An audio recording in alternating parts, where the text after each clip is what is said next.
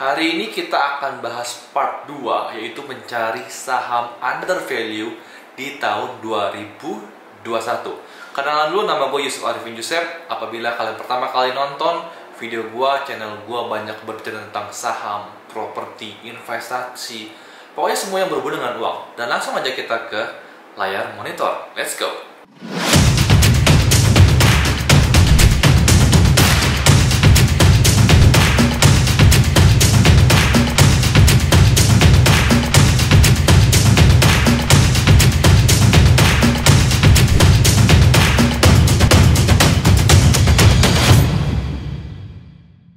Oke, pertama-tama langsung kita to the point.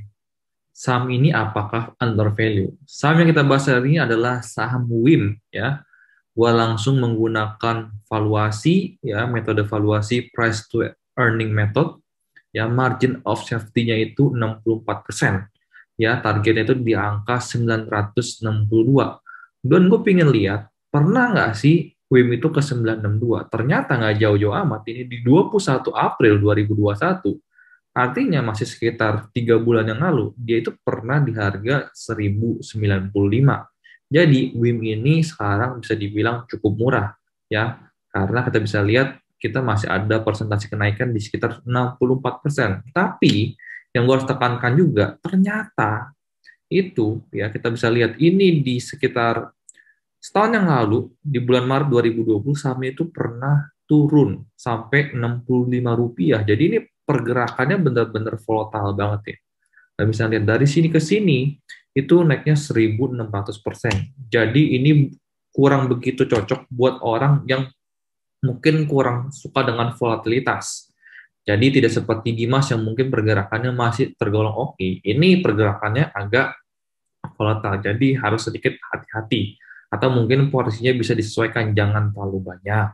Ya, nah tapi gue tertarik kenapa dengan saham WIM ini? Karena pertama, gue suka perusahaan yang on time ngeluarin laporan laba rugi.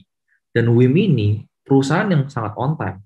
Kita bisa dilihat, kuartal pertama 2021, dia sudah rilis laporan keuangannya. Dan dia punya pendapatan atau laba bersih di sini, itu udah naik 39 miliar. Kita bisa lihat secara omset juga naik secara pendapatan jadi 571 miliar. Nah, gue di sini biasanya melihat beberapa kriteria, yaitu saya tidak suka, gue nggak suka saham-saham yang banyak hutangnya. Ya, gue suka Dimas. Kenapa? Dimas itu perusahaan yang cash-nya banyak, hutangnya dikit, dan bisa bertumbuh. Kita mau lihat secara sekilas aja. Cash sekarang, dia punya 432 miliar. Sedangkan hutang jangka pendek, hutang bank, ini cuma 6 miliar. Ya, hutang jangka panjangnya cuma 15 miliar. Artinya bisa dibayar cash langsung. Tapi dia memang di sini ada liabilitas, ya, atau hutang dia. Hutang dia 300 miliar. Dan hutangnya itu sebenarnya bisa dibayar dengan cash secara langsung. Karena cash-nya lebih besar daripada hutangnya. Jadi dia aman, menurut gue, ya, secara cash flow aman. Karena sekarang ada COVID begini, kita banyak lihat perusahaan yang mungkin ngap-ngapan, ya, untuk bayar hutangnya dan mengeluarkan hutang baru, ya. Nah, di sini gue sudah lirik ke laporan keuangannya langsung. Jadi bukan hanya ngomong doang. Gue pengen tahu sebenarnya liabilitasnya itu banyaknya di mana.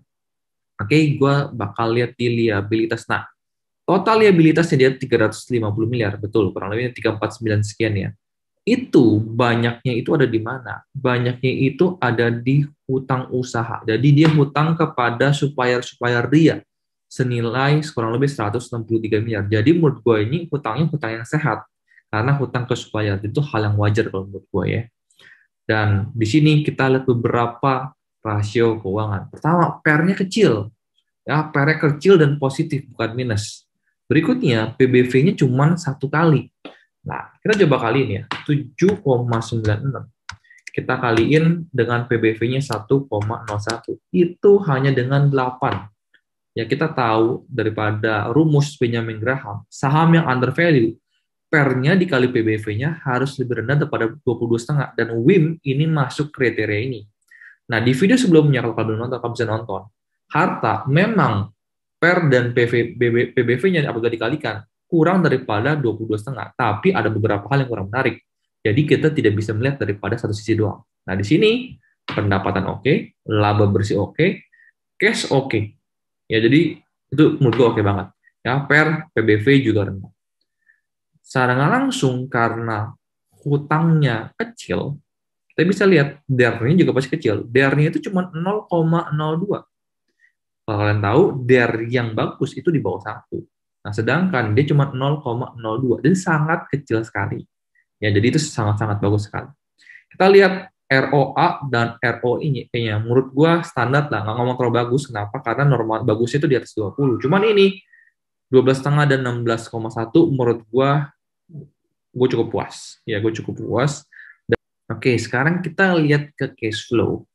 Nah, di mana kita bisa lihat kalau biasanya cash from operation-nya ini plus, itu artinya dia bisa menambah, itu artinya dia bisa mengambil uang dari penjualan dia. Ya, dan biasanya peran yang kurang sehat, cash from operation-nya minus. Artinya dia nggak bisa memungut dia punya piutang terhadap customer-nya dia. Dan di sini kalian bisa lihat ini plus. Jadi menurut gua ini juga nilai plus buat WIM. Nah, berikutnya ini kan perusahaan apa sih WIM? Kan udah tahu belum? Nah, kalau belum tahu kita coba lihat sekilas aja ya. WIM ini perusahaan rokok ya, merupakan perusahaan induk yang berbasis di Indonesia yang utamanya bergerak dalam industri produksi rokok. Jadi, kita membandingkan dengan teman-temannya. Di sini ada namanya fitur comparison. Oke, di comparison ini kita akan membandingkan WIM dengan saudara-saudaranya. Kalian bisa lihat ada HMSP ya. Berikutnya gue mungkin tambahin gudang garam. Jadi kita bisa lihat saham yang apple to apple di sektor maupun industrinya. Kita bisa lihat pairnya yang paling kecil ya di antara HMSP dan gudang garam. Berikutnya kita lihat PBV-nya juga yang paling kecil dari antara mereka berdua. Ya, memang dia market cap-nya juga sangat beda lah kelasnya dibanding dengan HMSP dengan gudang garam. Ya, tapi menurut gua itulah justru yang sangat menarik dari WIM ini. Ya, dan memang kalian bisa lihat gross profit margin-nya ya kurang lebih dia di atas daripada HMSP dan gudang garam. Ya, sayangnya net profit margin-nya lebih kecil daripada HMSP gitu. Kalian bisa lihat juga ROA dan ROE-nya yaitu lebih besar daripada gudang garam tapi ya lebih kecil daripada HMSP. Berikutnya kita mau lihat DER-nya nih ya. Gudang garam juga kecil, HMSP juga kecil, WIM juga kecil. Jadi mungkin bisa disimpulkan kalau perusahaan rokok itu mungkin utangnya kecil ya, banyak duitnya mereka, ya banyak cash-nya. Dan ya gudang garam itu terakhir bagi dividen tahun 2019 HMSP, tahun ini 2021 sudah bagi dividen ya di awal bulan ini, dan WIM itu pada Agustus 2020. Jadi kita nggak tahu nih WIM tahun ini apakah bagi dividen apa enggak. Nanti kita bakal lihat selama beberapa tahun terakhir apakah dia rutin bagi dividen ya. Kita nggak tahu. Nah, ini jadilah beberapa rasio keuangan apabila kita bandingkan dengan yang lain nih. Kalian bisa lihat ya, cara cash flow juga nih, ya cash flow operation, ketiga-tiganya ini mereka bisa menghasilkan cash yang cukup baik, bisa mengkolek cash mereka. Ya, jadi menurut gua perusahaan rokok bagus. Ya, gudang garam gua juga sempat bilang under value. Kalau HMSP memang agak kemahalan, tapi WIM ini juga menurut gua sangat menarik sekali. Nah, tapi apabila kalian kurang begitu suka industri ini, misalkan, wah saya nggak mau support orang-orang yang merokok, ya boleh aja pilih perusahaan-perusahaan yang lebih meyakinkan apabila menurut kalian oke gitu ya. Nah, berikutnya gue bakal bilang, kita lihat ya, apakah dia rutin bagi dividen, gue nggak tahu ya. Kita bisa lihat di sini, ternyata perusahaan ini ada bolong di 2018, tapi di 2020, 2019, 2017, 2016, dia tuh rutin bagi dividen. Walaupun memang dividennya cukup kecil. Kalian bisa lihat nih, cuman 3,5. Kalau harganya itu sekarang 5,85, kita coba bagiin ya. 3,5 dibagi 5,85.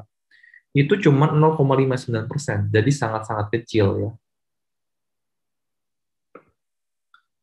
Dan sekarang gua bakal gabungkan dengan technical analysis supaya kita bisa tahu dari sisi technical analysis seperti apa.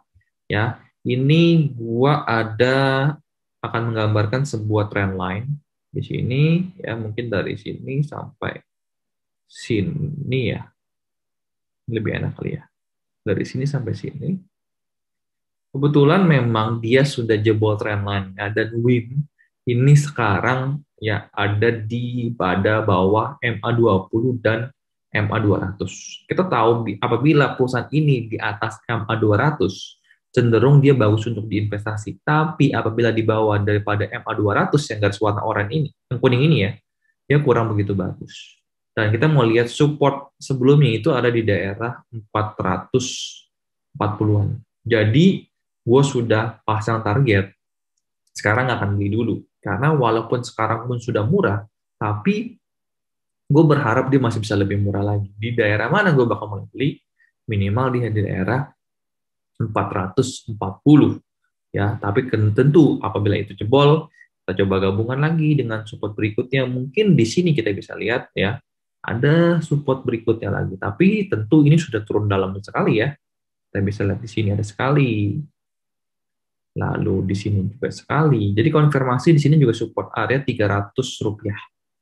Maka bayangkan kalau kalian beli di 585 dan turun sampai 440 aja, itu udah minus 24%. Kalian siap gak uang kalian potensi profit floating loss sebesar 24%? Bahkan kalau sampai turun ke area sekitar 300-an, itu akan minus 46%. Artinya apabila kalian taruh uang misalkan Rp1 juta, uang kalian akan menjadi sekitar Rp500.000. Siap nggak?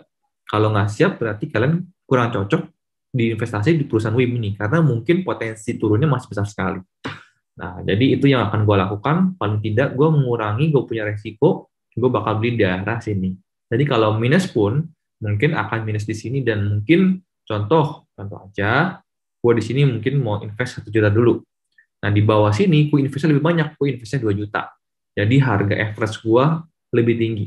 Ya, harga average gue mungkin lebih tinggi. Tidak di tengah-tengah, tapi mungkin bakal di daerah sini. Jadi itu planning gue sendiri untuk membeli saham WIM ini, tapi sekarang masih wait and see terlebih dahulu. Nah, totally, secara fundamental menurut gue WIM cukup bagus, secara beberapa rasio pandangan cukup bagus juga, tinggal secara teknikal yang mungkin kurang mendukung. Jadi gue bakal wait and see dulu, mudah-mudahan nanti di angka 440, dan gue udah beli, bisa sharing ke kalian hasilnya seperti apa. Thank you. BTW mau disclaimer kalau ini bukan video ajakan beli maupun ajakan jual. Jadi investasi kalian itu ada di tangan kalian sendiri, bukan di tangan gua. Kalian menentukan tekan tombol buy-nya atau sell-nya. Mudah-mudahan video ini bermanfaat buat kalian, dan silahkan support gua dengan tekan tombol subscribe, lonceng yang tekan, agar apabila gua keluar video baru kalian langsung yang pertama ternotifikasi. Salam cuan dan bye-bye.